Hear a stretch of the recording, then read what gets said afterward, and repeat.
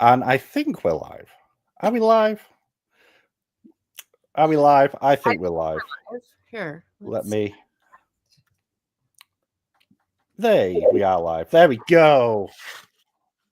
It works. It's alive. I've got a tab open somewhere. Right, Just that can make go sure on. it's not. I could hear my own voice coming through because I had a tab open, but never mind. Hello, everyone. I'm Ben. Welcome to my book corner. I'm joined by the amazing Margaret Pinard today. Do you want to introduce yourself? Do I want to? You're giving me an option here. That is rule number one. Don't give guests an option. This is true, but you'll do a better job than I will because I'll go put words on paper. So. Okay. Let's see. Hi, everybody. If you don't know me, my name is Margaret Pinard. We're in a very small corner of Booktube here on the interwebs, but just to clarify a few things, I'm a historical fiction author. I've also dabbled in fantasy, so hopefully that will draw some of you in. And my latest book is Orla Rafferty Seeks Her Fortune, but it is my 7th book. I'm currently drafting my 8th book this month.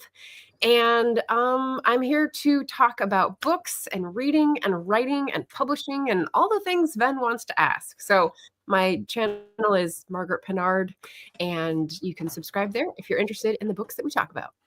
Speaking of, let's see how this works. And you could tell by how I talk. No, that one. That one. I don't know how banners work yet as well. And I'm an American. You are an American that writes historical fiction based in the UK. Yes. There's a few of us. There is.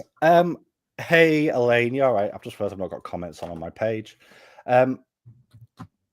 So first question then, before we start hitting all the specifically, what is it about the UK specifically that really interests you about writing fiction based there?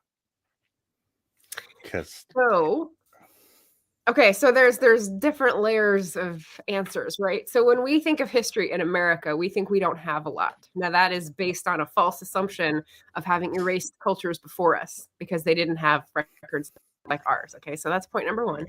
Point number two is that I feel like as an immigrant culture in America, a lot of my ancestors' histories would be tied up in Europe. And so things like Irish history, Scottish history, French history, those are sort of the options of things that I could like look into my family tree and go, oh, I'm intrigued by this story, right?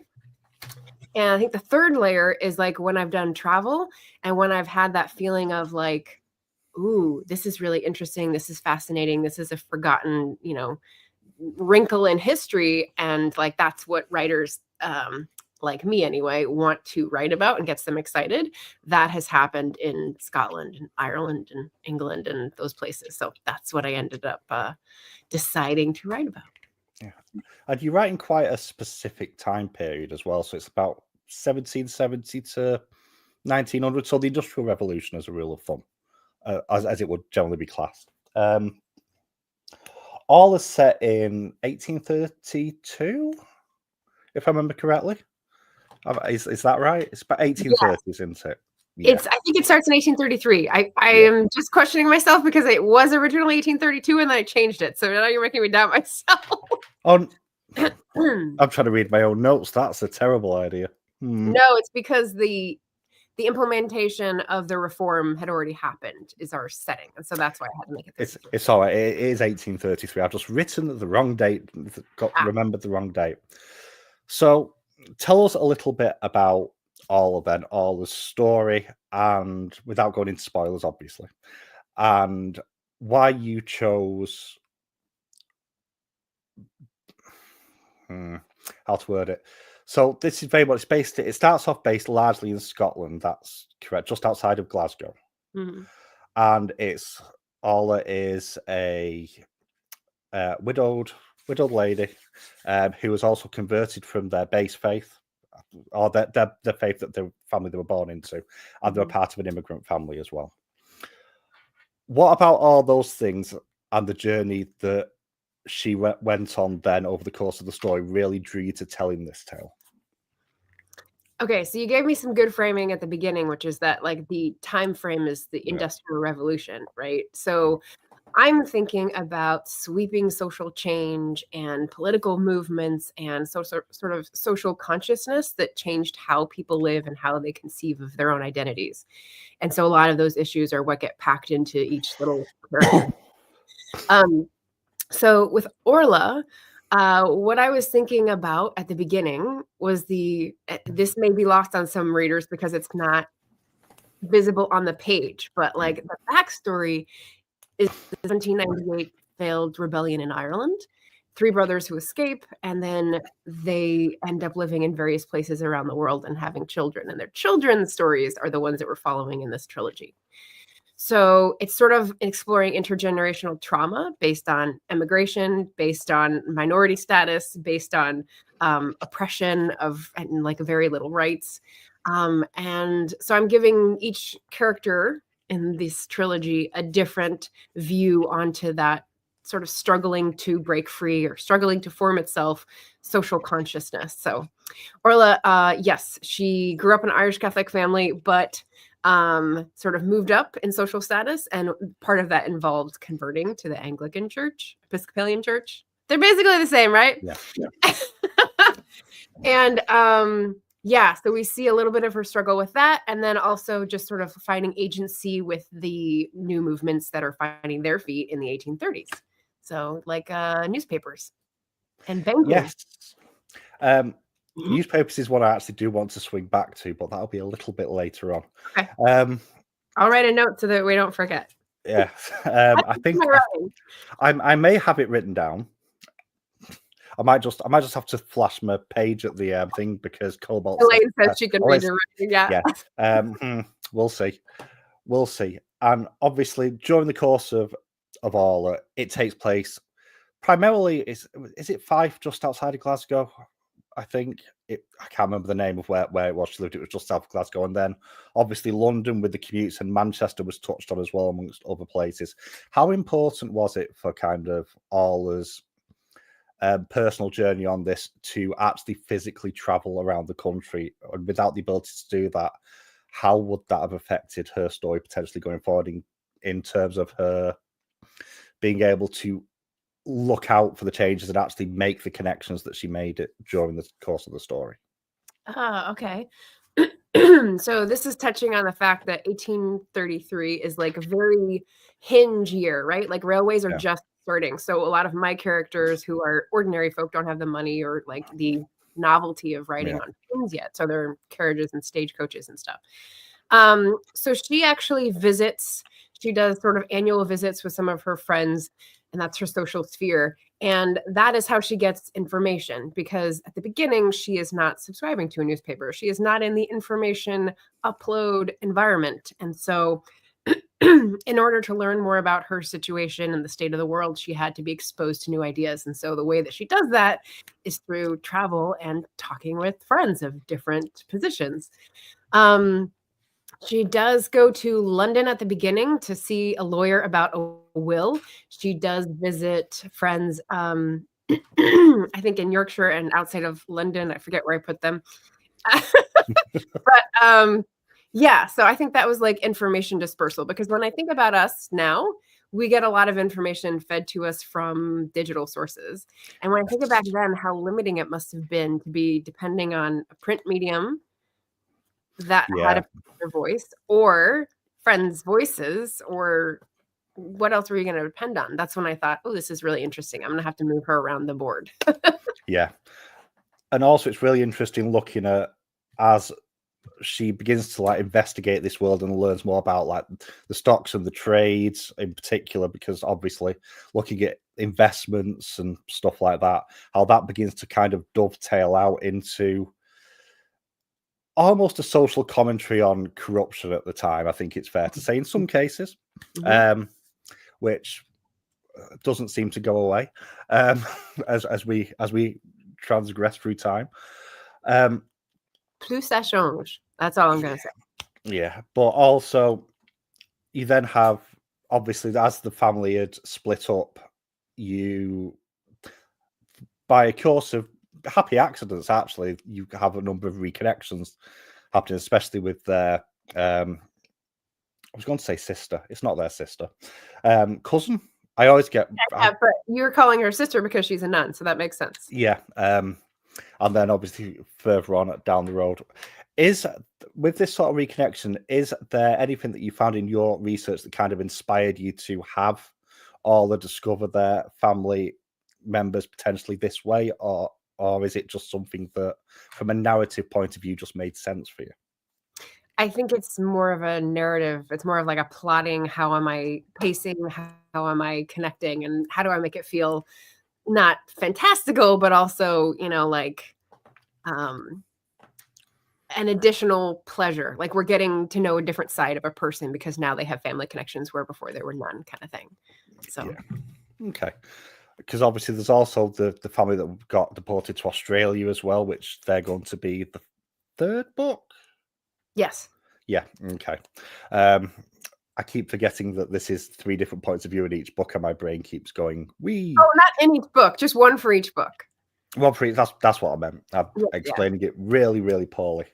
How did you go about researching this? Like, what did the process of you researching, like, the historical accuracies for this look like? So, in fact, to give you a direct, someone asked me a specific question. I think it was Elaine. Actually, it was Elaine. Did you do the research yourself, or did you hire somebody?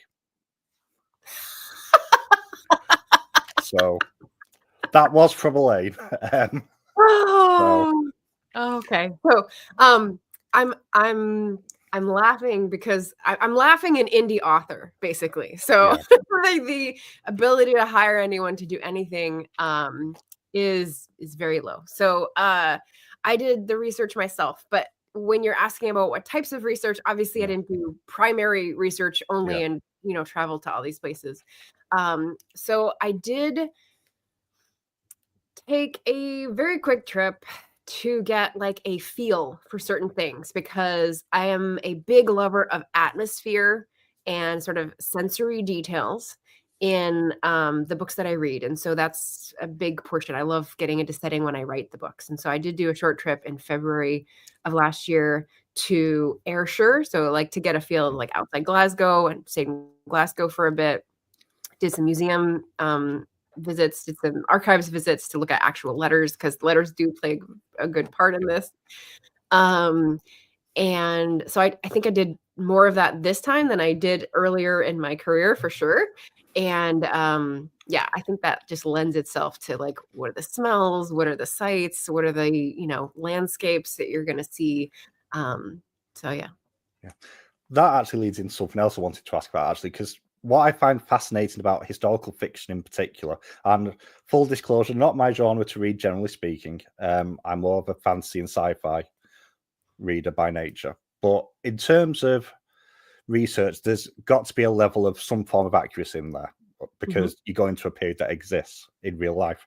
How do you balance the accuracy with kind of the vibe of the period, if that makes sense? Because as an example, quite often when you see like period dramas on TV, the accuracy level is down quite low in a lot of those cases, but is to give you the vibe of what the high society may have felt like in those times. How do you approach that as a writer, making sure you get the balance right?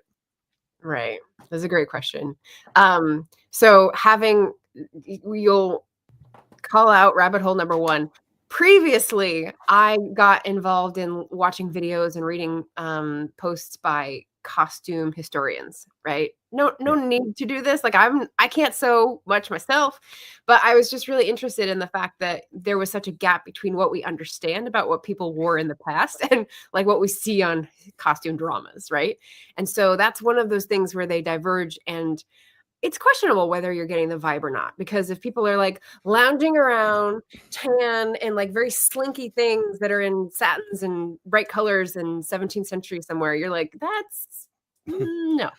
So the position that I'm aiming for with my books is that I am looking into historical stories, and the point or the theme or the message that I'm trying to impart has to do with that changing social consciousness, right? So overall, I don't want to surrender the story to telling or expressing that feeling of like classism and the struggle to be recognized as a human, for example. So so I'll find something like the clearances, and I'll be like, wow, we never learned about this. Like, we learned about the potato famine, but we don't learn about the Scottish clearances. Why is that? And so I learned people were pushed out of their houses, people were pushed off their lands, they were herded into cities to fuel factories. Oh, okay, so this is part of the social fabric changing. And then I think, okay, so ordinary people would have experienced this how? Well, what if they lived here? What if their occupation was this? Or what if their religion was this? And so when I measure up those things, then I start making stories about, well, they could have had a cousin here and they could have gotten news from there. And that's the fictional part. So I try for this could have happened, that people are realistically drawn, if with a perhaps modern bias for, seeing the right side of history, and then give the characters empathy to sort of roll out through their troubles and strife, if you will. And also, how do you go about writing what I'd call the authentic voice of the characters? Because obviously one thing about the UK, which doesn't seem as pronounced in the US at least, is the accent difference. In a very short period of time, and obviously you're going from Glasgow to London to Yorkshire to Manchester. How do you approach, and I noticed this a lot, kind of a lot more actually in Memories Hostage as well. How do you go about writing the dialogue so the accent comes across? Okay, so let me get an exhibit A. Let me be right back. I'll get something. The A here. And also, if you have any questions, I know Kat's dropped one in the chat, feel free to ask, because I can't read my own writing. So I don't fancy holding my notes up to the page for this one. So I will fully acknowledge that at the start with my first book, I was depending a lot on the ear that I had for film adaptations, for documentaries, for voices that I had heard with Yorkshire accents, if you will. Yeah. But then also knowing, well, different classes also had different accents. So I'd go to, RP for one, and then something else for the policeman on the beat kind of thing. So like still knowing the territory, but also depending on a perhaps questionable resource is how I started. Yeah. But for Orla, in the year of our Lord 2024, this was my system for my editing round. Yeah, and you can't see it because it's pencil, but this is all like entries that I went through and was like, I don't know if this word exists. I don't know if this meaning exists in this time period. Let's check. And so I used the OED to say, when was the first recorded use of this in written materials, and check my law, if you will. It's interesting that you mentioned that, because I actually, as I was reading it, because I'll occasionally wander off and Google stuff as I'm doing stuff. Yeah. And that's good. I hit the word computing and my brain went, but computers weren't invented yet. And it's like, would it not be calculated? And I went back through it, it's like, oh, it started. And it's like, that shows, to actually include that specific word first off, just shows that there's a level of research going in, because most people read that and go, they've made a mistake here. Computers weren't around there. But it just shows that there is a level of and actually, this is something that I know I've spoken about a couple of times. On both the books that I've read so far, you can tell there's a real love for history in what you do, and you do a load of research into it, which I really do appreciate more than like anything, because I did history at college. Interestingly enough, they didn't teach us. This says a lot about the UK education system. They don't teach us about the potato famine or the forced relocations. There's one for you. Yeah, it's only when I've gone digging that I've just. They touched on the potato famine in passing. I do wonder if part of it is because recorded history in the UK goes so far back that they kind of skim over it. It's like the US Civil War is a footnote to us, because there's just so much to look at. It's like, no, don't care about that. But that's Queen Victoria and railways and medicine, off we go. And then obviously the world wars and everything tends to be the focus nowadays, for better or for worse. Not that we've learned again. Which is interesting. Okay, rabbit hole number 2, just in terms of like history and focus and like lens and framing. So, and the American high school education, since I took, I didn't get much history in college. I think I had 3 classes. But for high school, it was like an indigenous civilization, because we're on the West Coast, like skip to revolutionary times and, liberty from Britain, frontier, and then like pioneer, and then like the last thing we did was World War One, and it was like a footnote, and we were like, what?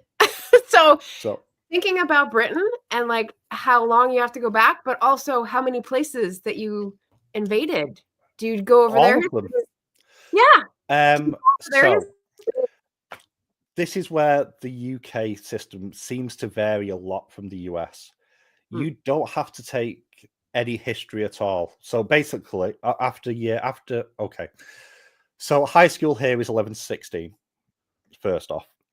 And from the age of 14, you have to pick options. If you don't pick history, you do no history after that point. Okay. At all. Wow. And then that's it. So generally speaking, before that, you'll do a few terms and you'll cover the Vikings, you'll cover the Doomsday Book, you'll touch a little bit on the Dark Ages, a little bit on the medieval period. Tudors and Stuarts is a big part. Yeah. And then in primary school, like up till the age of 11, you'll do ancient history a lot more. And so Greece, Egypt, and Rome. Which is not even British history. So it's like, here's our historical antecedents. That's really interesting. Okay. Because I took it as an option in school. I did it for the last 2 years. And it was the history of medicine, all of it, going back to ancient Egypt and Trefning up until the modern day and how it's progressed over the year. That was the big course. And then the second part of the course was the run up to World War One. Okay. So the political machinations that was going on in Russia and in Germany and what was happening in the UK. Yeah. But that was it. And then when we hit the plague as well, that's a good point. We did the plague and we did Great Fire of London as well. I think that came under the Tudors, I think. My dates are a bit off. And then in college, it was... God, what did I do in college? It's a long time ago at this point. Yeah, modern civ, so we had like it broken up. It focused on the lead up to World War II, and like the years over that, but it doesn't really going any further back. At least on the course, and it does vary depending on college and school because the curriculum varies.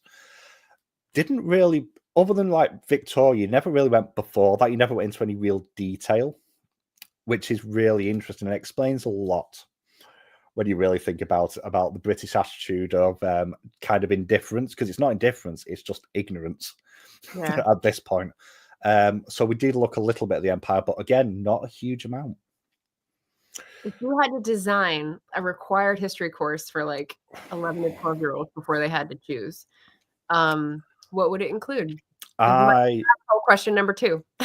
I would not let them have a choice. Everyone would do history. That's my easy answer. Because in my mind, and we're seeing a little bit about this now, and this will link into something a bit later on, we are very bad as a species at learning from our mistakes over a period. We'll learn it in a couple of generations and then forget it again in like 80 years' time. It recycles like everything's secular. Yeah. And I think part of that is we don't put the focus on history. And part of the drawback is history is not written accurately, just to be clear. It is written by the victors. Mm-hmm. And they're not always the most, what's the word I'm after? They have a certain bias when they're doing their writing, shall we say. I think...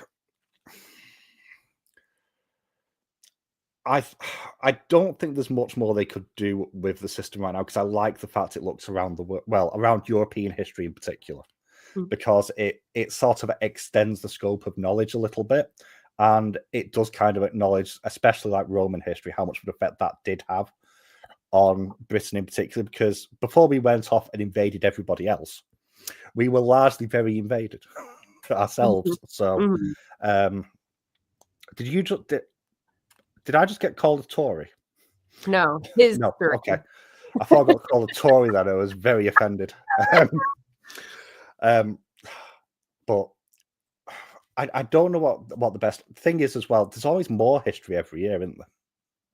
That's the other thing, like because the it's moving forward. So scale is different, you know? yeah, I think everyone should have a base level of like your key events all the way through the nation's history, and then key events on world history. I don't necessarily think you need to go into as much detail about all Henry VIII's wives.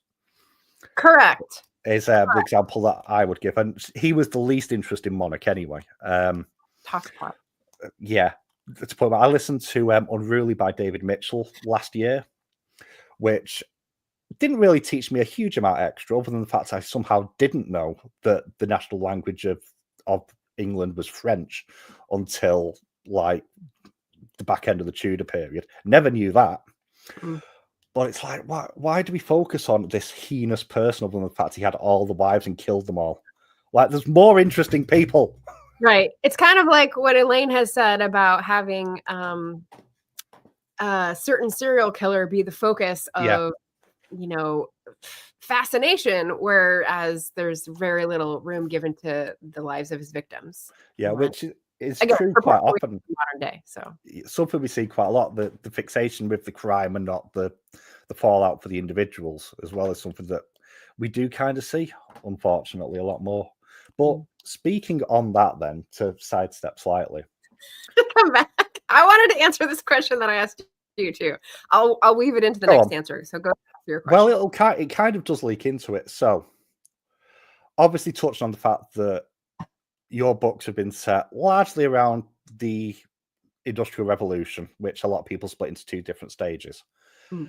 How much of that do you see reciprocated now, and what lessons do you think we can learn from it? Because it feels like we're going through, in many ways, a similar sort of technological evolution now, with the internet now really taking off, AI beginning to creep in, and obviously we're now hitting a point where, back in, like, as the Industrial Revolution was kicking off, we had the industrial sort of magnates who were like became the super rich. Now it's like the tech bros, inverted commas, don't really like that term, but it works.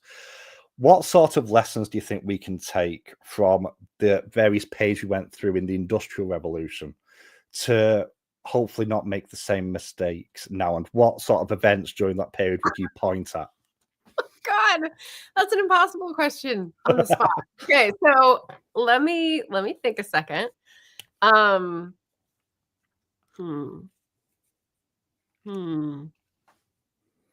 Because the one I'll mention one briefly, because it does again touch on Orla as well. So quite towards the end of Orla, it starts talking about the workers' collectives.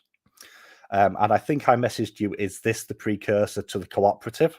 Right, you're like, it's definitely going to say this before the end, right? And I'm like, it's like, because I worked for the co-op decades ago at this point. Yeah. And you know, I know that building in Manchester, just on a side point, because it's like literally 2 minutes walk from the town centre, because it's so compact. It's ridiculous. Send me a picture. Yeah, I'll get you a picture next time up there. But like the big thing that sort of came out for me was workers' rights, and kind of over time, and it took a long time as the levels kind of got closer together over a period of time, as workers got more rights, and the flagrant corruption of the people at the top was kind of mitigated somewhat. There was a bit more balance introduced, and I think it feels to be like that's something we could learn from. But what else is there? Okay, so there's several layers to your question, so this is why I'm trying to like sort through in the moment. So the revolution, where there were clear winners and losers, and then after the sort of pieces had fallen where they may, and this system was unsustainable because so many people were dying and emigrating, and were sick of it. What you said is exactly what happened. People banded together. There was solidarity. They had bargaining rights when they organized and got information out. Okay, so right now, I would say the parallels, I agree with the internet revolution and the information dispersal network. I don't know that I agree with the AI revolution, because I think AI is just repackaging of the internet information, and people have been skating on the coattails of earlier innovations. I don't think we've had innovation for a while. I heard someone frame it that way recently, and I was like, oh, that rings true to me, because it feels like a big confidence game, like the stock market. So the way I'm analyzing it is that in the US, at least, I can't speak for the particulars in the UK, but in the US, the broken system that we have is because we have vested too much power in systems that can be co-opted, and we've lost the confidence and ability to exercise the people's power that I think we had in the 60s, 70s, perhaps. And so in terms of and this is like the impossible part of the question. In terms of learning from the earlier example, I feel like a zoom out and like a look at the bigger part of the problem is where we get our answer. So one of the solutions for evolving out of capitalism into a world that isn't borrowing on a future that doesn't exist because we only have one Earth is doing a parallel economy. So that's exactly what the co-op is. It's depending on people who can do other things than what you can in a close proximity and trading in that system like barter. And if you have other goods that you need, having those enter in the system and being fair about how they're distributed. So, like people who can garden and people who have transportation and people who can educate because they know things. Like, we need to attach these roles locally or in networks that can't be co-opted by, I don't know, cable networks, and learn to depend on people who think like us rather than people who have all the marbles in the game. That is my lesson to impart to everyone. I do not disagree. Okay, good. So, you come to the right place, folks. Let me know. Yeah. Show an emoji in the comments that is your opinion of what I just shared. Yeah. I don't know. There's some people in here who I don't know their political opinions. So feel free to share if you disagree. Yeah. We can talk about it. But the other thing as well is with historical fiction, it can act as a gateway. How important do you think it is for people to have, first of all, access to this? This kind of links into book banning a little bit, I suppose. To have access to historical fiction, and how important is it that can act as a gateway into sort of catching people's interest and attention into looking into history, and then potentially leading into non-fiction as well? Because I know you read quite a bit of non-fic as well. So. Oh, okay. So yeah. So how am I going to be useful to my commune after the apocalypse is what you're asking. You could translate it like that. Yeah. Okay. So I have tried various things. I've gotten into gardening. I've gotten into preserving. I'm trying to learn the skills, right? But in terms of historical fiction, what I think is useful is detailing individual conversions, because I think, at least in my case, that lack of confidence to put out an idea, or I'm much better at going without things and boycotting and trying to do without than I am to making my own version, or being creative in a productive sense. So if I can find a fictional story of someone who finds their network, who starts an alternative economy, who provides for other people's mental health, that is super inspirational. So that I hope telling people nowadays about someone who did this same thing in a different situation that sounds similar in the past. Oh, maybe I can approach something that way.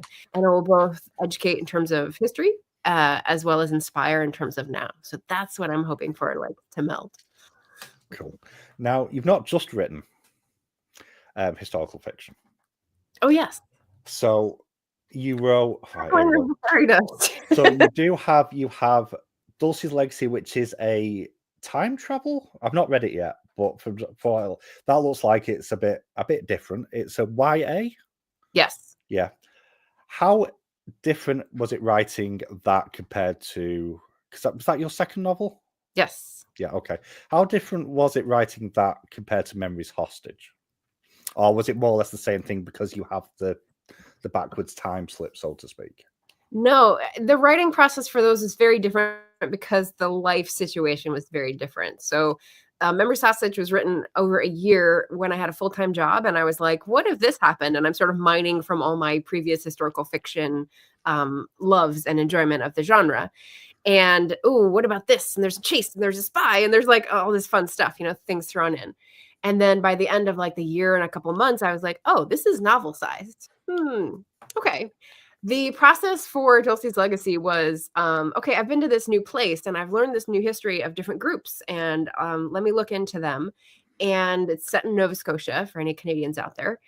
And so I was playing with the idea of having like a time slip. And so that's what I introduced. And then I sort of stuck and I gave it to an editor, and they were like, I think the historical part of this is much stronger than the present day part. Is there a reason? So I had to work a lot harder at like melding the whys for that and making them more like evenly proportioned. So it was much more of a bang my head against the wall, not as easily feeling writing process. But yeah, so there's a dual storyline there, and yeah, it has to do with a community that has a troubled history, as a lot on this continent do, and a sort of supernatural interpretation of how that could be fixed in a world where there's, time travel. So wishful thinking on my part. Yeah. Would you ever go back to write YA? Is it something that you want to do at some point? Or are you feeling firmly entrenched and happy in historical fiction, adult historical fiction, I should say? Yeah. I've tried going to more mature viewpoints, but as Jim from Jim's Books, Reading and Stuff, fellow booktuber, will tell you, even Orla sometimes feels like a coming of age, because the way I'm writing is people awakening to something in their lives. And so no matter what age I make them, it's going to feel a little bit like, oh, I realize this world exists and now I want to take part in it in a different way. So it sort of feels like coming of age, even though you're 35, So I would say I'm firmly an adult. Yeah, I mean, I still read YA occasionally, but I feel called to older viewpoints now. So yeah. You've also written a number of short stories. So you've got an anthology collection, which I can't read my own handwriting. I think it's an anthology collection. I can't read my... And it's called Fabled Passages. Yeah. That looks like a C. C, that looks like cobbled. Yeah. But you've also written in a couple of anthology series as well. So I don't know what More or Less Human is about, because I've not read that one, but I did read today Space Ghost Heartbeat, which is very different to Orla in terms of writing. Is that something you'd like to potentially look at in the future, moving into moving away from the historical fiction, more into a speculative future fiction kind of thing? Interesting. Okay, so I'm going to wrap in Williams Library's question from earlier, because this is about this. So I've written and published 6 novels and 1 collection of short stories. He asked, I'm assuming you write novels. Do you also write short story collections, or now and then submit short stories to periodical magazines? And yes. So after the pandemic descended on us all, I had finished the Remnants trilogy, and so I was sort of switching gears and trying to figure out what to do next. And I had an idea that I started and is now in a drawer. And I also had like little pieces of things. Like I would glimpse an idea, but I didn't develop into a full story. So I was collecting these little snippets. And then one April I took as a camp nano that was, let me just write a bunch of different scenes and not feel married to making it into one storyline. So that was an experiment. And many of those are, let's see, one of those ended up being Orla. One of those ended up, several of those, I should say, ended up going into Fable Passages. Maybe not. Anyway, Fable Passages was the 2022 publication that was, I don't have a novel and I want to publish something because it's been a while. And I have all these short story things that are like interesting, sort of nobbling on a question of history and fantasy. So some of them are fantastical, some of them are historical, some of them are both. And yeah, so that's what that is. And that mindset of having like being in between novels is what prompted me to submit. There were a couple AuthorTuber anthologies where people I knew were saying, hey, we're going to do a thing. If you want to submit, feel free. And so it wasn't a matter of me querying, because I am not about that life. If any writers have tried it, like it is not a way of life that I can sustain. So that's how that happened, William. Would you ever go to an alternative genre, though, as a full novel, do you think, or are you happy with historical fiction at the moment anyway? Because like the Spare Ghost Heart, I can't remember when I'm writing again. The story that I read, it a really fascinating concept, like just for super short. Would you ever want to potentially go back to that sort of concept and build it out into a full novel, or is that something that you just don't even think about at this point and are purely focused on other works? So I might have answered this in a tag recently. I was thinking about if I would do another genre, because like people ask that all the time in tags. And I was thinking if I did go to another one, it would probably be romance instead of fantasy. Fantasy just feels way too overarching, like you got a plan to take over the world, you know? Romance feels more doable, but also like when I think about it, I can't think of a storyline. You know, I can't think of a believable twist for a happy ever after. So I just sort of get stuck when I think about, ooh, this character, that setting. I don't have like the plot to go with it. So that's why I stick with history. Gives me stories already. I mean, there's plenty to learn from. So we've got a question from Leslie. I'm going to read it exactly as it's been written, because I can't reword this in a way that makes sense. Have you ever mapped out what you were going to write and had a specific main character in mind, but once you actively started the writing process, a different character took over and perhaps the story took a different route than planned? Thank you, Leslie, for that one. Let me think. No. Dolce, no. Although one of the secondary characters was not planned, and so he just like popped up. The Keening, no. I mean, that's the family unit. So like, yeah, secondary characters are pretty small stage. Grasping Root. While I'm going through my catalog, you can star questions because we've got a few. If you haven't already, you want to pick out some from the audience. I didn't know I could star things. If you star them, then they go into the other tab. It's easier to find them. First time using this, people. Let's see, Grasping Root, Stormwrack and Spindrift. I might have gotten a little pulled into like the South Carolina storyline backstory, but like it didn't make it into the book, so that doesn't really count. Fabled Passages doesn't really apply, and Orla. No, I mean so the board. I left the board with the characters over there when I took the OED references board. I have a similar big white paper that's all about the characters that are fictional, the characters that are real, and like little notes about where were they and what year and like what did they do, because the Bronte O'Brien character is a real person in history, and so I took some liberties in terms of like what we know about his family life and what we know about where he was in certain dates, obviously. But he did get a larger role than I thought I would give to a historical character. So I'm allowing real people into the book for the first time, and so that's kind of cool. While I'm continuing to scroll through, discovering this wonderful new feature, how did you come up with your character names? I think you might have touched on this specific. I think you touched on this in Elaine's, possibly. Okay. Sorry, Kat's throwing up at romance, and I just have to say, you have just not found the right subgenre for romance. I'm just saying, like, they can be funny and they can be like heart-wrenching and they can be like really satisfying. So let's see. Character names. You know, there are a few tags that ask this question about character names and looking at baby name things. So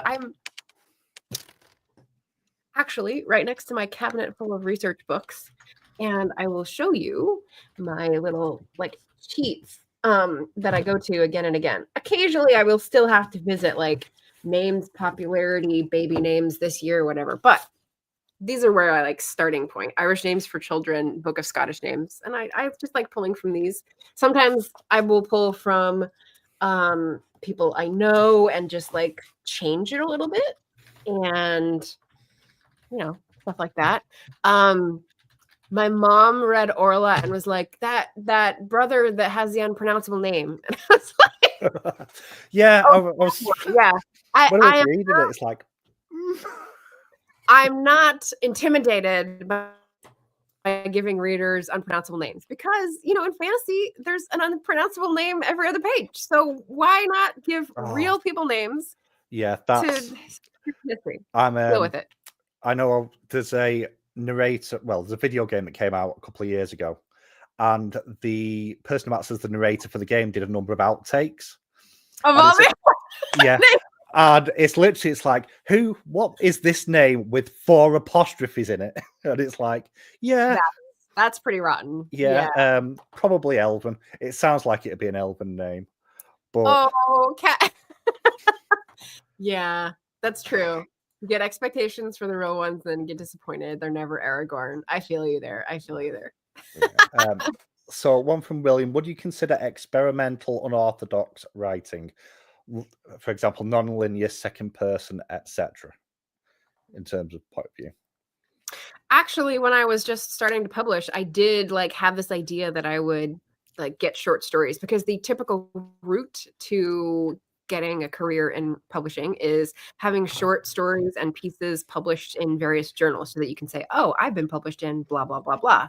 So I did get one in some like digital journal, and it was second person, and it was experimental, and I was quite proud of it, but it's a journal, I think, in India. And I was like, all right, no one's going to see this, but I can put it in my clips. And then I was like, I'm not doing this. This is not me.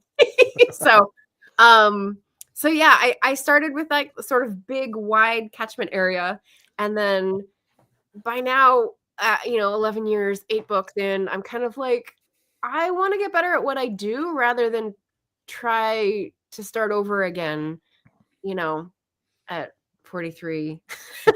I mean, I fully endorse being a beginner in certain pursuits and getting to be intimate with that feeling of not knowing what you're doing. It's valuable, but like the thing that I want to get better in, I want to get better in it. So I feel like I want to try to do more of that. But good question, William. Right, this is from Noah, who has forgotten to come into the chat, but never mind. Hang on. So Noah's currently starting to write his first book. It's something he's working on at the moment. So, and I suspect this hints at where he is right now. When the story is flowing and you hit a writing block and the story stops flowing as it did before, have you ever had that? And if you did, what did you do to get across the block and sort your flowing out, either be that your workflow or your story flow? Okay, so my friend JC Carpenter, who hosts Sprints on Wednesdays, just had this question as a chat discussion question yesterday. And it was like, what do you do when inspiration is not striking? So people had different answers. My answer was, I feed the information goblin, which means like, if you're stuck and you don't know like what to produce, you consume, and not in a capitalist consumer way, but in a like the beauty of life and, the arc of history sort of way. So last week, I took the Thursday, that is usually my day off, and I went to a historical home because like the admission was free because of a partnership thing. And I wandered around for about an hour, took about 350 pictures. I was like soaking it up because this was built in 1914. So it's a little past what I write about, but it was built to the nines, like beautiful, and it's been restored. And there's all these like great plaques talking about why they made certain decisions in design and how the family lived there and everything. And then they had a current exhibit that was about, sorry, this is rabbit hole number 3, in case you want to, later, Ven, that'll help. Then they had an exhibit that was on like the service side, because 1914, you're starting to break away from like domestic servants taken for granted, right? And people are going into, professional work and white collar work. having options. And so they were talking about that sort of transition and the help problem that they like to call it in Britain. And so I found those plaques really fascinating, especially because they really told on the person who was writing them, like without perhaps knowing it, like, and this, it was just fascinating to me. So I soaked up these like little lines of storytelling. And I think it was like filling the well. It was consuming and sort of chewing on something that was not my problem, which I think is helpful. I'm a big fan of the phrase, a change is as good as a rest. I don't know if anyone's heard that, but task switch. Yes, that is one of my main like go-tos, Noah. So I would say try something else that's sort of adjacent to what you're working on and like absorb some ideas and just think about it. Like stare out the window for a while. Cool. Do you have a favorite scene or chapter that you've written in any of your books, or all in particular, that really stands out as, yeah, nailed that? That's my favorite. Or do you not have a favorite? I don't remember individual chapters. Let me think about scenes. Did you hear that? Yep. He was giving his input. Unfortunately, I can't translate. I'm really proud of the epilogue. Maybe this will be like an unpopular opinion after people read the book and they'll argue with me, which is fine. But the development of the first book in the trilogy is really about like individual story, and the epilogue is trying to attach it to a greater arc. And if people know the story, the history, then it'll be more rewarding. So I think that was sort of my, here's rewarding the people who study history kind of epilogue. Yeah, like I say, when I was reading through it, it's like, that sounds awfully like, because obviously local history to me. And it's like, is that? And I didn't quite get to the end of the book. It's like, Google. It's like, oh, it probably is. And then it got to the end, it's like, not mentioned by name, but nearly there. It's definitely the link. Is there, assuming you stay within historical fiction, are you looking at any point to move away from British historical fiction to another? I know the French Revolution was mentioned recently, a massive thing you say, but is there another period of history or country that you'd be tempted to write about? So your very first question was about why British rather than American, and I think I've also done Canadian, right? So like I can do it if there's some distance, but when I've tried, and this is the book that's in the drawer that is like, there's 3 drafts of it, it still didn't go anywhere. It's set in Chicago. I've never lived in Chicago, but it's close to commenting on like the now. So I feel like I feel like I want to get there at some point and comment on 19th century, Gilded Age, Progressive Era. That's what I was trying for, but maybe I need more run up. Who knows? A bit more distance. Yeah. I feel that. What does the journey look like for publishing your books? Because you're self-published, so obviously you don't have the big marketing. But then again, not all traditionally published authors really have that behind them anymore, from what I can tell. Right. You don't have the massive infrastructure behind you. You don't have the backing. How do you go about like things like your cover design, your marketing, you getting it out there, networking? How do you approach it? What does it look like? I know you had a few bumps with all, because I remember you getting a parcel going, hang on, this isn't what it's meant to be. What's going on? That was a return, actually, which I'd never had happen before. So yeah, that was the last thing I put up on TikTok. And I just want to apologize to William. I see in the comments, I'm a completist when it comes to reading. It frustrates me greatly when authors publish short stories in obscure magazines, especially when it's part of a shared universe. You know what? I'll put it on Patreon as a public blog entry just for you, William. So if you want to check out my Patreon and subscribe, follow for free, you can do that and be a completist if you find you're interested. So question was? What does publishing? Yes. It's just like the whole publishing world. Okay, so everything. My journey to publishing, as I've said, I knew that querying was not the journey for me.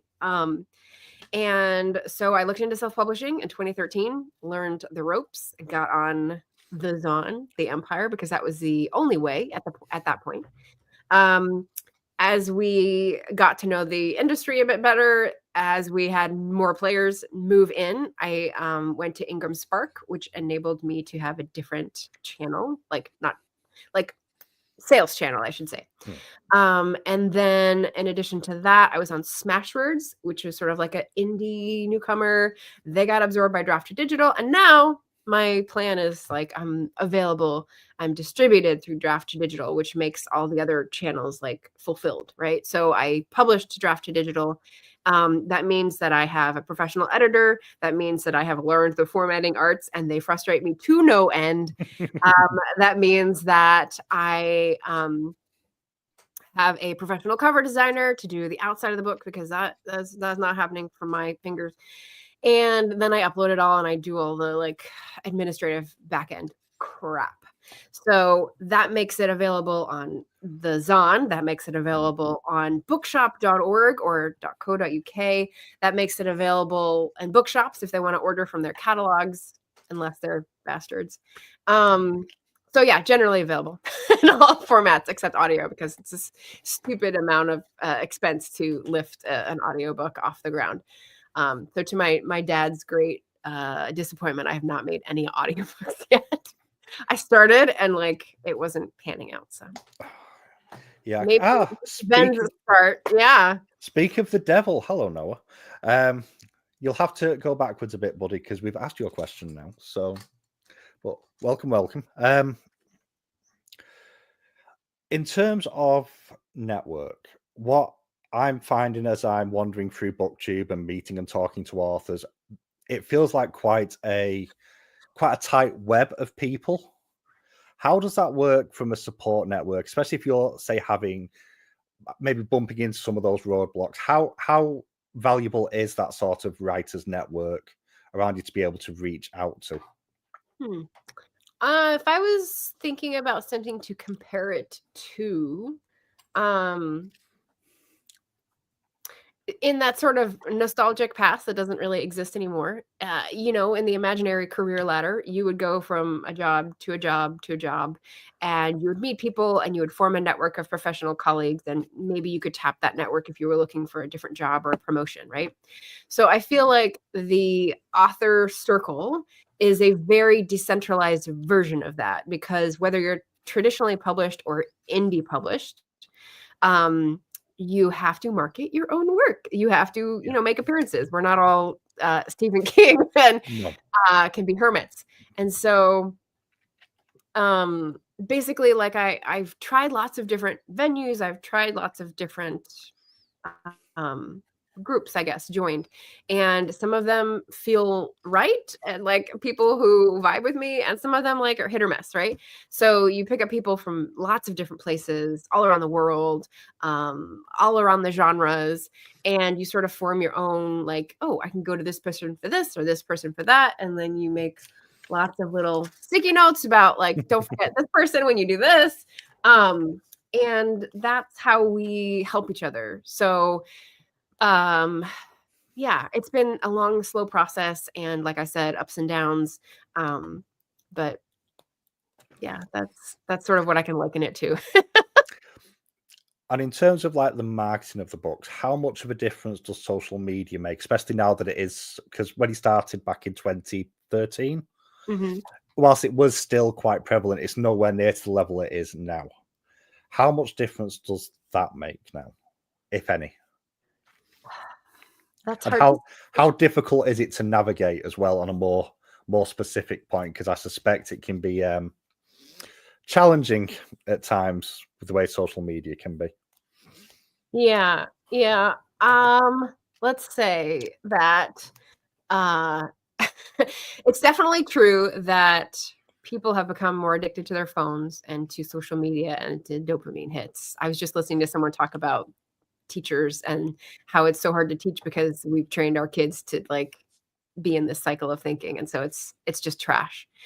So we've done that to ourselves. But for the adults who are buying my type of books, I feel like it's coming back to the same lesson that we've learned in previous decades before social media existed, which is you can be in a new medium, but in terms of reaching out to people, unless you're connecting in a type of real way, like all your marketing dollars and fancy graphics are not going to go anywhere.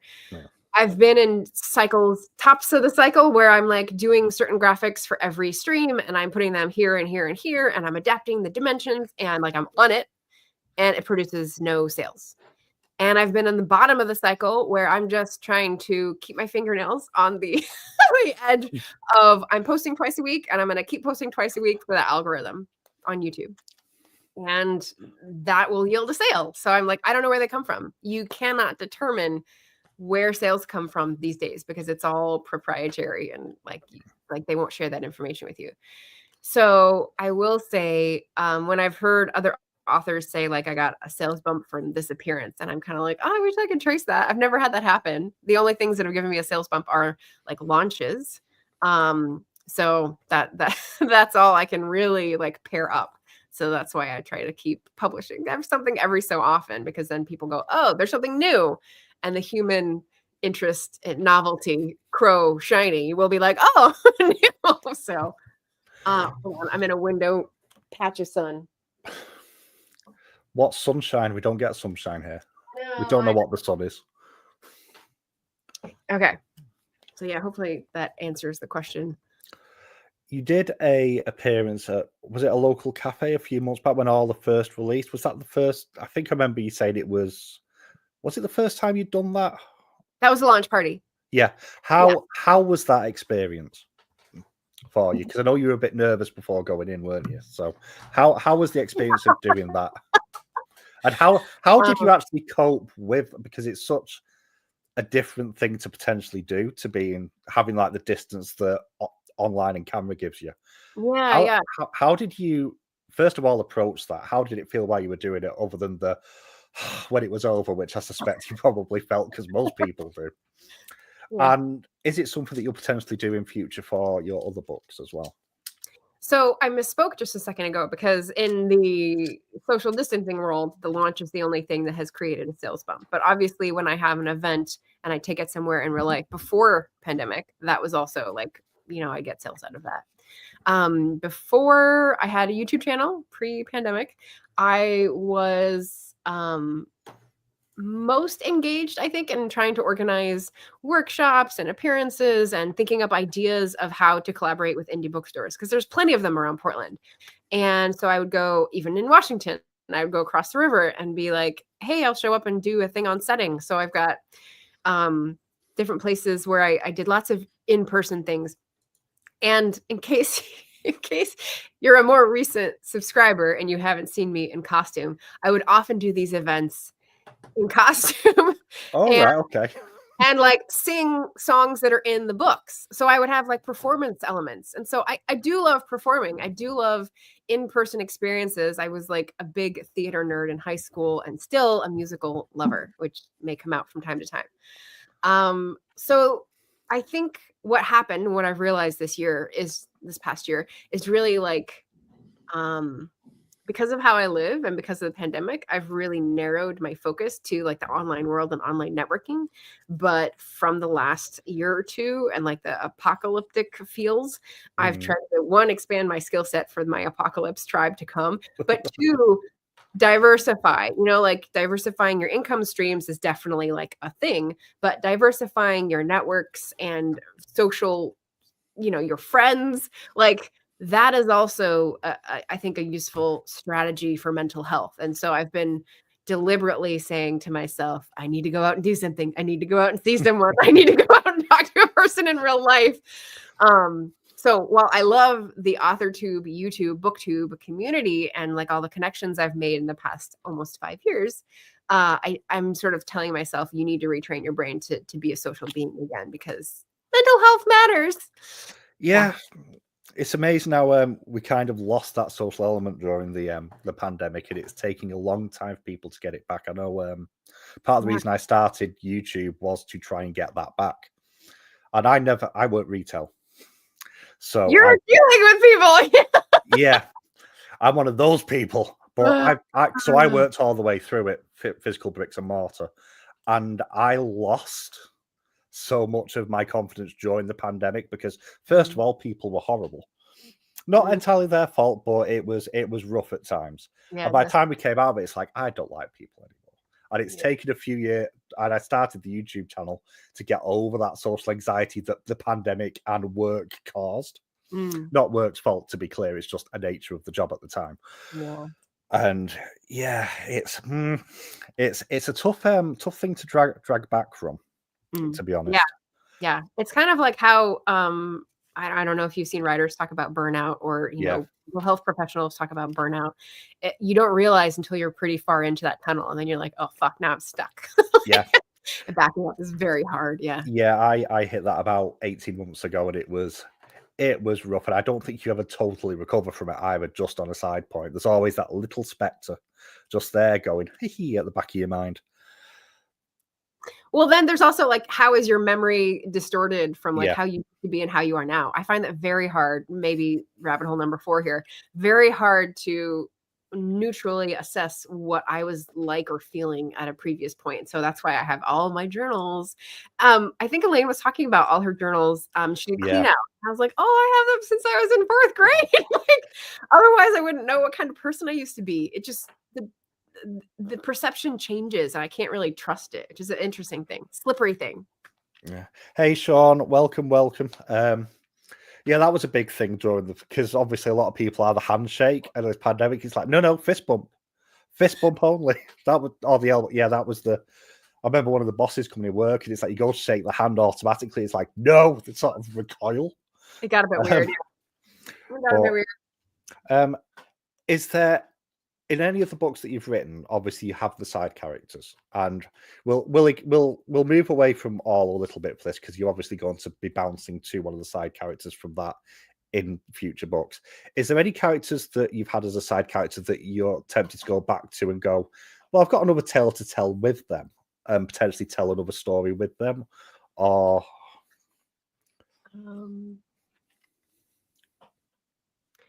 I mean, there's the whole Alistair in Australia wing. But I haven't been to Australia, and I don't think I can tell that tale. I started researching. I got through like halfway of the Fatal Shore, and I was like, I can't with this anymore.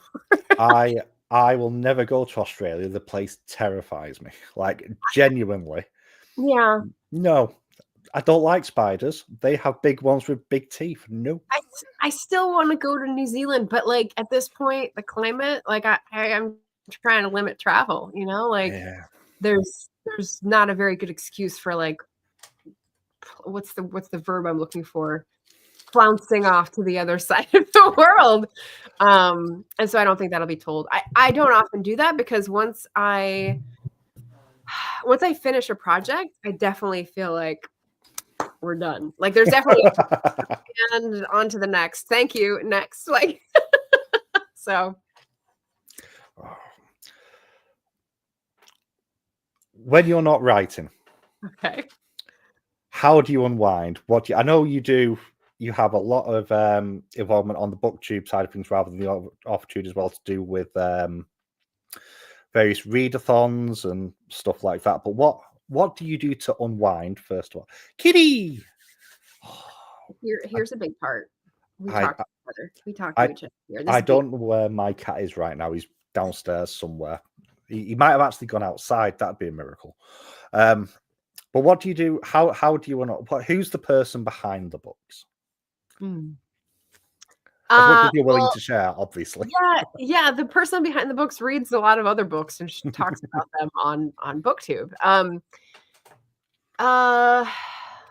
Let's see. Lately, since this person has been many different people throughout the years, as we've just discussed, lately it's focusing on physical health and mental health. And I'm introvert, so definitely a lot of like solitary time.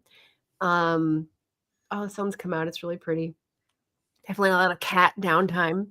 I try to cook good food for my. Ooh, we're still in a sun patch. Cook good food for myself and be, a part of my community. So this winter, we've not resurrected. We've come up with this idea, I guess, but it's a resurrection of the idea of resilience dinners. And so we're trying to pool resources of like, where are you going for this thing? Or what's your plan if this happens? And how are we supporting each other, when someone's sick? Some things like that get discussed over community dinners and potlucks. So trying to keep up that end of my my stick, if you will. And then trying to be a good family member. So I travel part of the year to California. So I live mostly in Portland, Oregon, but I travel down to California a few months of the year to help manage apartments that my family owns. We have 3 buildings next to our house that my parents restored in the 70s. And so the rentals and it's just a lot of competing responsibilities at this point. I was telling Ven before we went live, I was like, feeling a little overwhelmed the past few days because all of the responsibilities come knocking at the same time. And it's just like an overload of text messages and emails and Slacks. And I'm like, I can't deal with you all at once. It's like, did you ever see the cartoons by what's his name? I can't remember the artist's name, but like 80s and 90s and 2000s. I try to deal with one day at a time, but sometimes they all assault me at once or something like that. Yeah. I know last week, because I've been a bit quieter the last few weeks on Booktube, I actually turned around and said, if I don't answer you, it's fine. I'm just digitally detoxing. I'm just walking away. Yeah. There's so much world. No, not today. Yeah. Not today, Satan. Stay over there. Oh, and lots of tea. Tea definitely helps as a ritual. I see. I'm a coffee person now. It feels like that's sacrilege saying that as a Brit, but coffee all the way. You also do a load of read-alongs, readathons. Yeah. Do you want to talk a little bit about those? Because there's one in particular that I'm fascinated by. And I can't say the word. Climathon. Like, I always feel like I'm saying it wrong. Climathon. Yeah. So for those who don't know the difference, I don't do read-alongs generally. It means you're reading all the same book in a given period. And for a mood reader, that feels excruciating, like a tag on the back of an autistic person's shirt. Like, no. So readathons are basically just like an encouragement to read according to a theme and choose books that fit the theme and, participate as much or as little as you can or want to. So yes, I just recently did a stream that was basically like strategizing all the readathons for the year. It was quite a long one. I knew that in advance. But the biggest one, Herkied, is like a year long. And so that is very difficult. There's like 82 prompts. So I was strategizing for that. Is that the one that's got the 500-page book in 24 hours one? Yes. Prompt. Yeah. I remember you mentioning that one. I was like, yes. Nope. Yeah. We'll see. I'm hoping I'll be able to complete them all. But the one that I'm co-hosting for also the whole year is Climathon with Tasman and Anya. And it's basically bringing awareness to all the different aspects of the climate catastrophe that we are currently experiencing, right? So if you're thinking, superstorms and sea level rise and glacier melt, like it's all happening now. And we're at this weird like denial phase, not denying that it's a real phenomenon, but denying that we're going through it now instead of 50 years from now. So we're reading books about plants, about animals, about politics, about indigenous approaches to science, and all these sorts of prompts that Tasman, I think, has mainly focused on and like tweaked a little bit. And as part of that, I'm trying to do at least a stream a month that is about truth and reconciliation to help people who, like me, are at that point of like, do you see what we're going through? Am I in a parallel world? Like just like struggling to process the denial aspect and wanting friends in that struggle. So, yeah.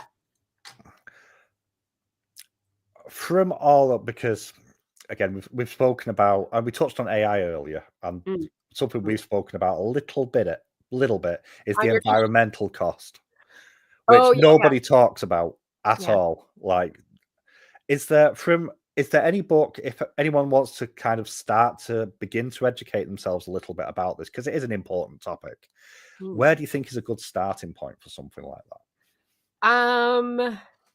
So a lot of the books that I've read recently are niche, so it wouldn't be an overview book. But one of the ones that I think might be good, because it's for the moment we're at now, but it also breaks down a lot of different aspects, is David Wallace Wells, An Uninhabitable Earth. Or We Are the Weather by Jonathan Safran Foer. It's a different tone. I like David Wallace Wells' tone better, but they're both like performing, approximately the same function. So they're both really, really good reads. Awesome. Speaking of reads, are there any books or authors you would like to shout out? People that you are kind of go-to authors for you to read, that you'd recommend people to potentially try out and watch in their genres? Okay, so as a Climathon ambassador, I will definitely shout out Dr. Ayanna Elizabeth Johnson. She's got the huge book that just came out.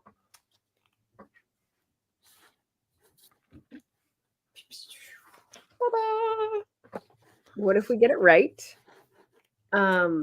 Visions of Climate Futures. And so I'm sort of like saving this for when I when I don't have so many competing responsibilities. But I've written 2 books edited by her, and the tone is just fantastic. It's like, it's very expert. It's very, I have done the research, but it's not preachy. It's like, what if this? It's kind of, Robin Wall Kimmerer is a little more airy-fairy. If you are a little bit like, I don't like that airy-fairy tone, then Ayanna Elizabeth Johnson is your person. Like, definitely go check her out for Climathon.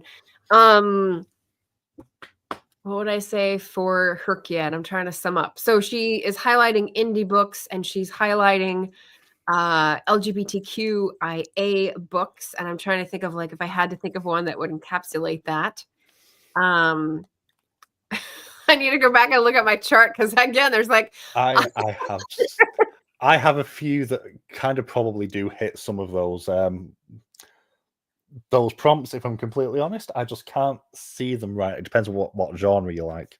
No, like looking around at the books that are within reach. For the tags that I've been preparing for, I definitely have comfort authors. There's some romance ones, Grace Burrows and Mimi Matthews. For the historical fiction author that I just interviewed, her historical fiction LGBTQ book was very interesting. Olivia Wolfgang Smith, I believe. Yes, I had. I've added them to my wish list. They're not as easy to get in the UK. Bizarre. Oh, really? Or at least there's an upstep in cost, I should say, is probably the better way of putting it. Okay, yeah. Funny, because the publisher is Bloomsbury. Like, yeah. Like, yeah. No bearing, I know. One of those things. I had something else in my head, and my brain has just gone. Indie? It's probably to do with indie. It's completely gone out of my head. It'll come to me in a minute, probably. Actually, this is a bit of a vague one, but sod it. As an indie author, how much more freedom do you think you get compared to a traditionally published author in terms of what you can put in your books? If that makes sense. Well, that demands the question of, like, what's your filter, right? Okay. So if your filter is publishing, like, I have all the freedom in the world, I can publish anything I want. But if your filter is writing for your audience's enjoyment, like, there's certain things that I wouldn't put in my books. Yeah. Like, I don't know. I'm a very self-limiting person, like self-censoring, I guess, in different audiences. And so I think, like, that's a Margaret problem. I don't know that that's an indie author. I think indie authors are free to say pretty much anything they want. No. Yeah, so that's just a me thing.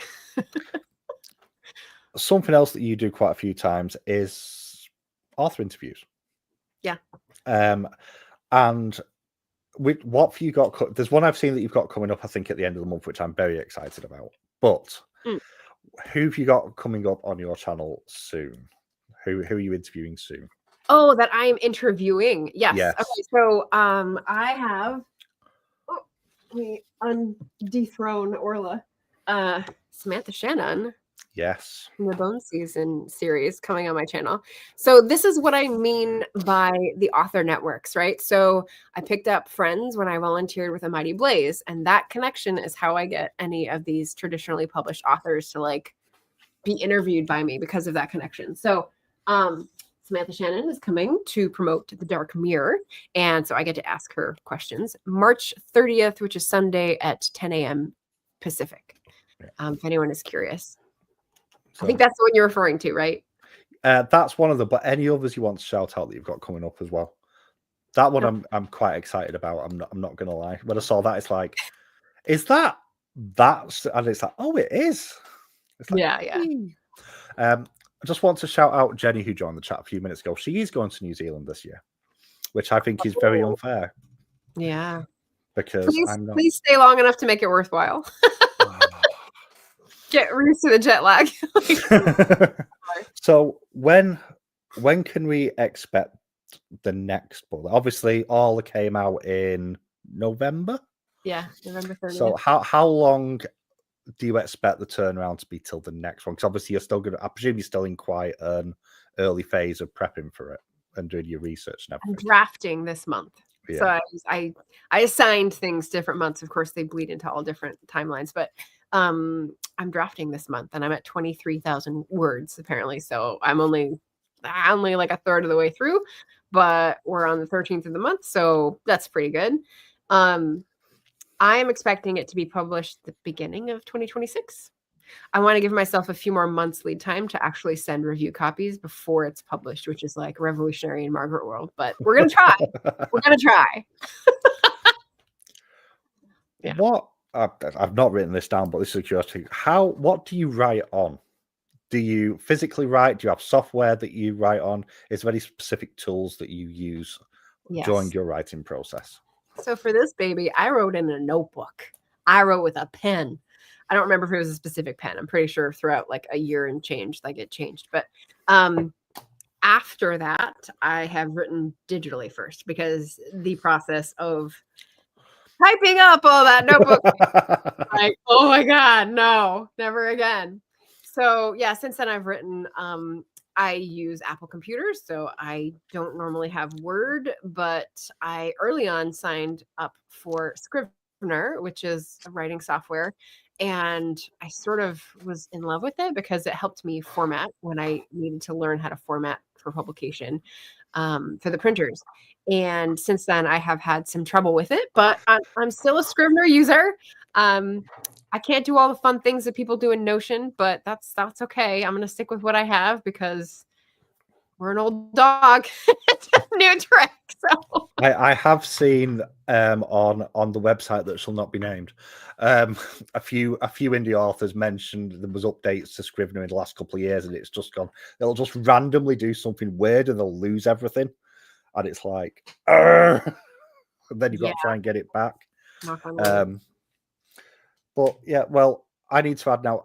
So again, I said at the beginning, I don't read historical fiction normally. So me reading your books is kind of diversifying my reading, which is something that we've spoken about as well a little bit because it's very different to me. And I've been greatly surprised. Obviously, I've read Memories Hostage, which was the first book, and I've read All, which is the most recent. And in fact, I think where is it? It's the other side. I touched on this. I've actually accidentally got a signed copy, secondhand. Yeah, you said that. So it was to Doreen on Banner, where the baking is heaven sent. So there we go. Which I didn't know when I bought it, but there we go. Yeah. So I think, has anyone else got any questions before we wrap up? Because I think I've covered everything. Kat's got a question about this. I think she's seeing something a little differently. So let me point out. I think this is what she's talking about, right? It's not a sword. It's a knot tied in string. and it's just looking like a straight sword because of the tension in the wire. It's just a hold up. Ah, okay. This does say "Leave me be," however, the sticker, and for normal streams, we've got a woman cannot survive alone on books alone. She also needs a cat. That's true of all people. Asking me about my novel, which is from a fellow author, and they designed that themselves, so that's kind of cool. And general philosophies. I might upset Kat here. I do have a sword. It's not near me, it's downstairs, but I actually have a... I have 3. There we go. We can't obviously show them on here because it might upset the algorithm. Can we not? I don't know. I don't trust YouTube to be sane with anything anymore. But what about a wooden one? I've got a wooden one that I got at a Ren fair. might get away with that. I've got I have one, and I have to hide it when we have D&D nights because they get a bit raucous. So Noah can confirm that I have to hide the thing before everyone arrives. What if I just show the hilts? Can I show the hilts? Because I have 2 that were my brothers. Let's go show them. But yeah, it's actually, I think it's bigger than Noah, actually. It's not a cosplay one, it's a proper steel blade. Bought it before laws changed over here. So but yeah, I can't write for long periods of time, Laura. I am a nightmare. So I have to type all the time. I mean, that's fair, William. Kat, that is a different website, which I do not have. So there's like the little Ren fair one on a cutlass, if you will. I want to paint it. Yeah, just stain or anything out. There's one. The size will give you some indication. Take it out of the sheath. And these are like in my brother's room for a long time. I don't know what he used them for. There's the bigger one. Oh, that's a chunk. Claymore? No, like a claymore. Not long enough for a claymore, but it definitely has the hilt for one. Yeah, definitely like a 2-handled. So they just sit in my bedroom for fun. Who knows? Who knows? I said, I'm ready. I've got my skills. I've got my weapons. Well, the way things are going, hopefully you won't need it, but the world's on fire right now. It is a time of uncertainty and change. There we go. Let's put it politely and leave it there. But I think that's everything. I think. So if people want to find your books, Margaret, they can find them pretty much everywhere, I suspect. I think. The journey to publication has changed. So some books are available on some platforms and some are not. But I will say the best place to see what all is available anywhere is going to be the Books to Read link, which is, I will go grab the link from my little notepad. Oh, hang on. I actually have. Do you have it? The shop kind of. Margaret. Hang on. That's the actual direct link. Give me a second. Dooba-dooba-dooba-dooba-doo. Copy. Paste. Dooba-doo. There we go. That might work. We'll see. That's the one that you came up with off your link tree or whatever it is you use for your links on your YouTube. So what's Kat typed with a straight face? Oh, she's sweet and innocent. No, you're not. You're not. That's like me saying I'm sweet and innocent. That does not work, like, at all. And also, contain multitudes. I believe it. I believe you. Yeah. And also, if people want to see more of your amazing face, where can they find you? Well, if you look at Margaret Pinard, like Captain Picard, that is where you'll find me on YouTube. And that's the most reliable place. I stream twice a week. I'm also on Blue Sky, Margaret Pinard, but there's not very many people there. So I'm putting my word counts up there each night after I finish my second writing session. So if you're interested in like the writerly side, that's where all the excitement is happening. Yeah. But thank you for joining me. It's been an absolute pleasure. Thank you, everyone who's dropped into the chat as well. I hope I haven't missed any questions. I probably have, because I'm not used to live. Lives are not normal for me. But you're all amazing. Thank you for joining us. Thank you, Margaret, for joining me as well. Thank you. And I think this is the point where we say bye. So thank you, everyone. Catch you later. Bye-bye.